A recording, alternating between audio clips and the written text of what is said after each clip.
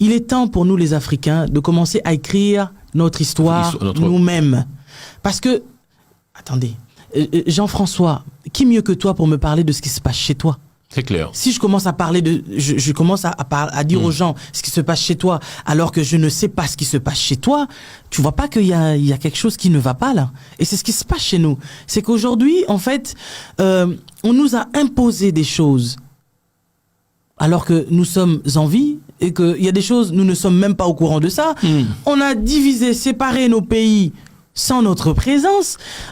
Aujourd'hui, il y a plusieurs pays d'Afrique où les diplômes ne sont même pas acceptés.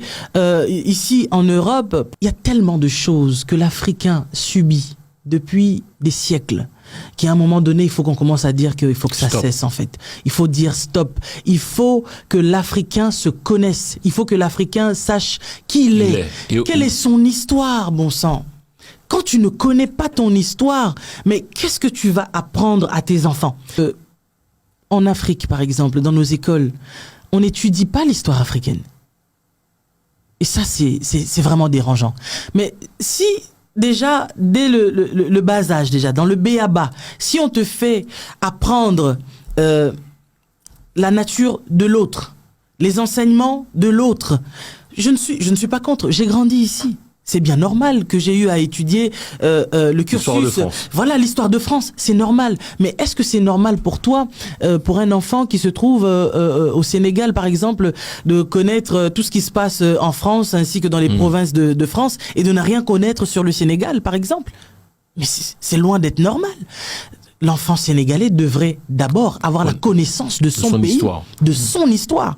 Et c'est ça qui est important. Et c'est toutes ces vertus, ces valeurs que nous sommes en train de perdre. Mais je crois que si les Africains se réveillent enfin, parce que là, ce qui bouscule, c'est pas tellement l'erreur, entre guillemets, que Gims a fait, c'est le fait de se dire que, il n'est pas que chanteur. En fait, il a aussi un cerveau. C'est cela. Pour réfléchir. Il pense, il peut dire des choses. Et il a de la force. C'est-à-dire, lorsqu'il dit un truc, l'info passe. Voilà. On est d'accord. Oui, parce qu'il a une masse derrière lui. Ça dérange.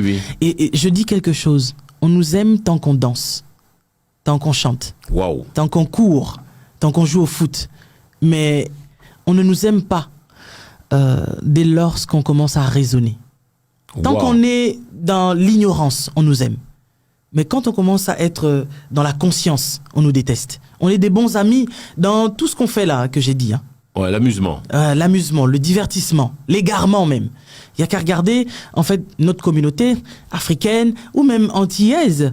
Ce qui se passe sur les réseaux sociaux, allez sur TikTok, vous ne verrez que des déhanchements du matin jusqu'au soir. Mais très peu sont ceux qui sont là pour conscientiser les gens. Ceux qui conscientisent sont très peu. Et il y en a très peu aussi qui sont suivis parmi ceux qui conscientisent les gens.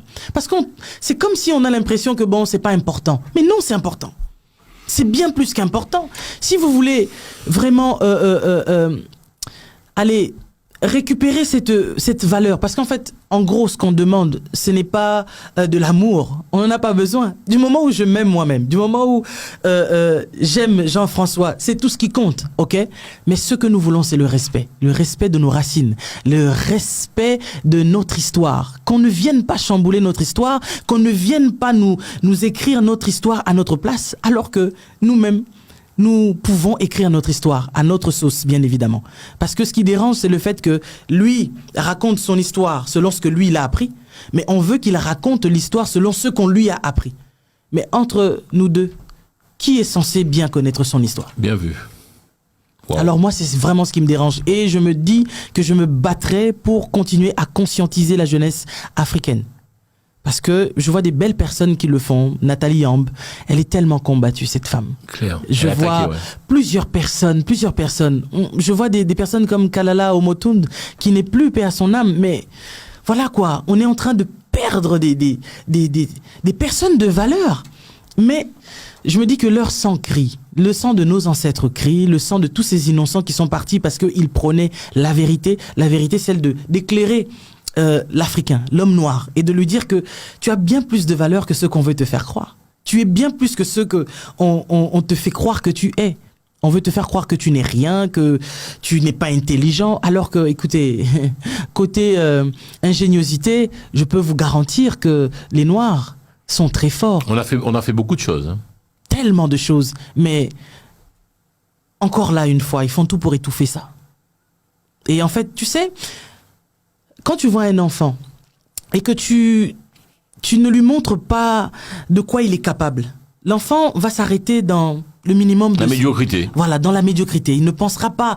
Et ça, c'est vraiment... Ça fait partie de mes projets d'avenir, même dans ma vie, là, moi, de commencer à conscientiser la jeunesse. Parce que tous ces jeunes Africains, si on leur dit la valeur qu'ils ont, ce qu'ils peuvent apporter pour le continent et même pour le pays qui nous accueille aujourd'hui, parce que notre problème ou peut-être notre combat, c'est pas par rapport à une couleur de peau, puisque si je me mettais en bataille contre une couleur de peau, je pense que le sang que j'ai ici là, si tu ouvres mes veines, le sang que tu vas trouver là-dedans, tu vas dire mais non Lise, tu veux pas parler comme ça, tu vois un peu.